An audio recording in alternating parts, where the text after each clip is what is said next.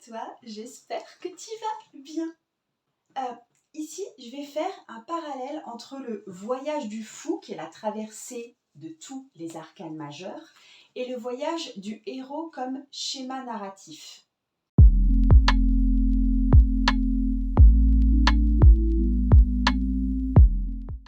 Le voyage du héros, c'est un cadre narratif qui est omniprésent dans la plupart des films et des livres populaires que tu connais.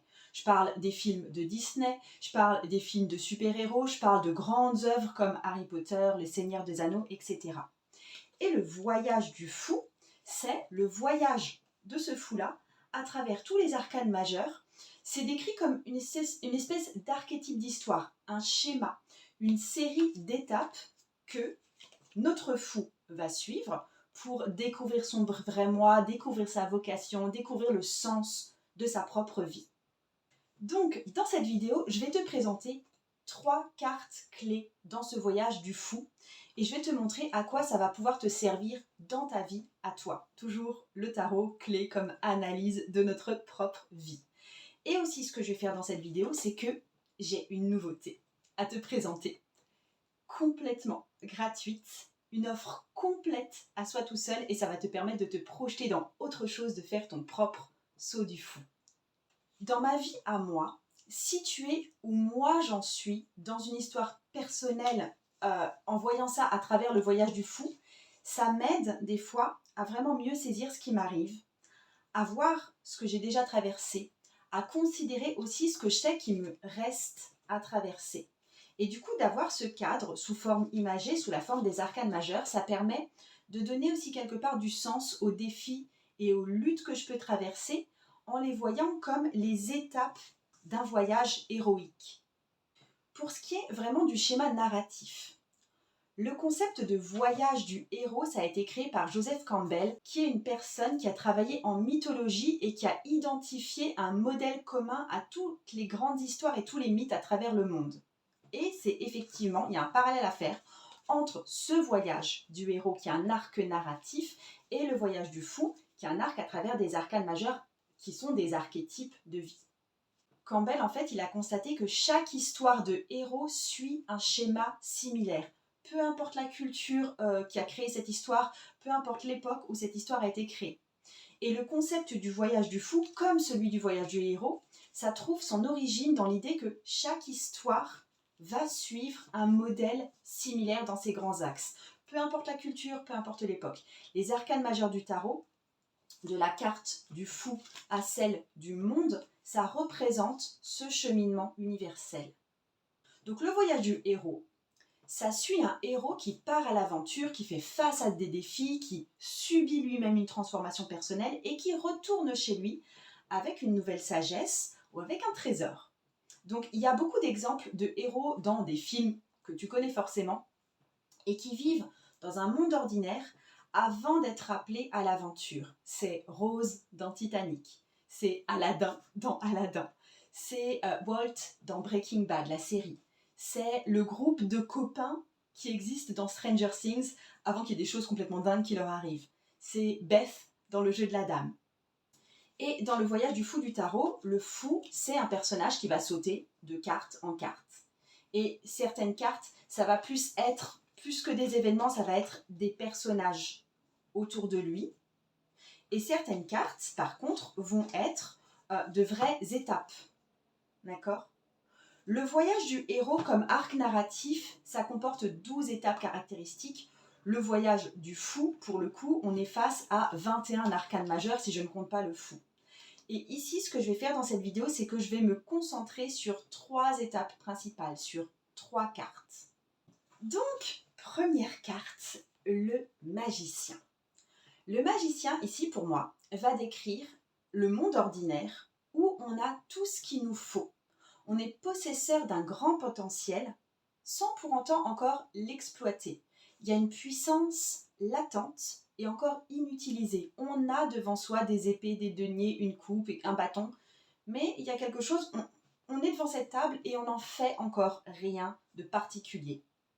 Et le monde ordinaire est décrit comme une phase où on vit une vie normale sans être pleinement conscient de son propre potentiel ou de ce qu'on peut faire d'ailleurs avec ce potentiel.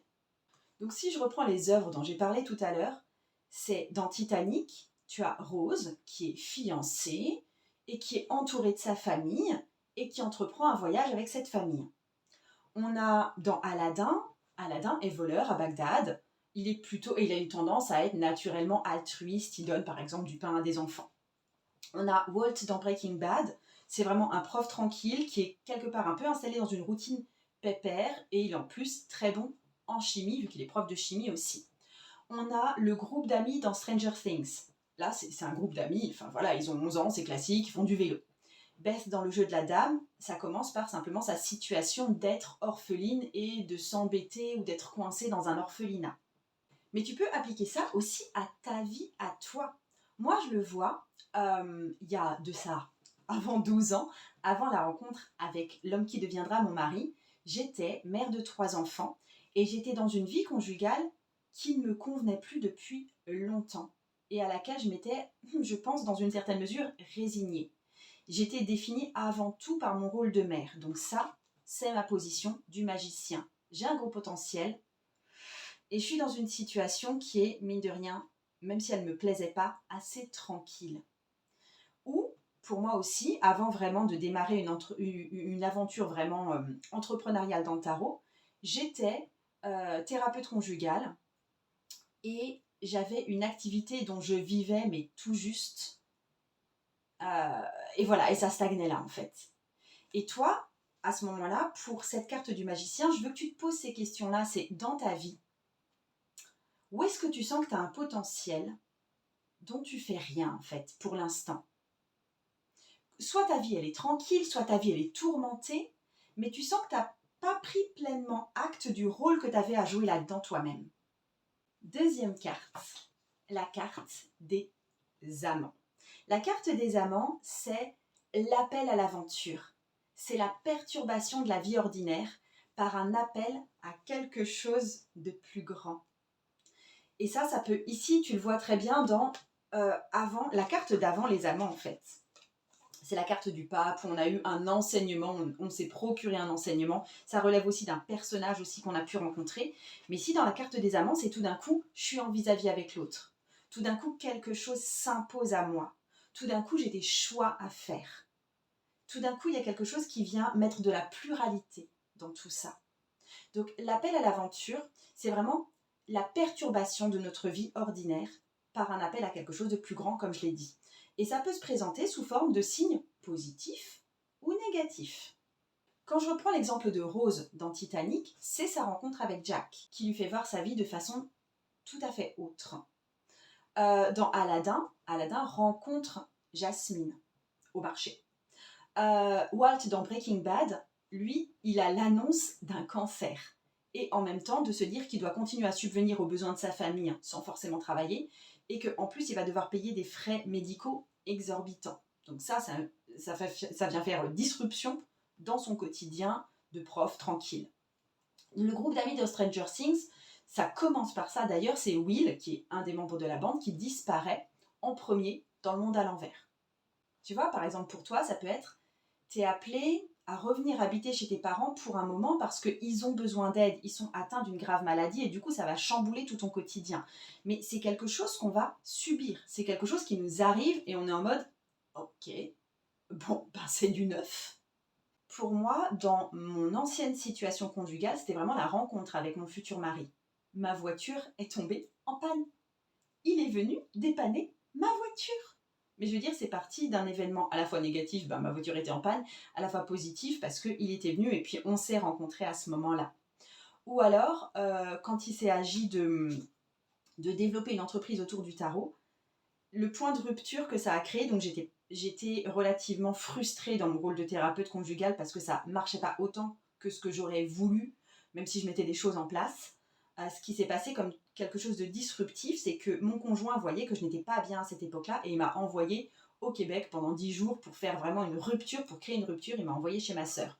Donc il a créé artificiellement cette rupture dans mon activité.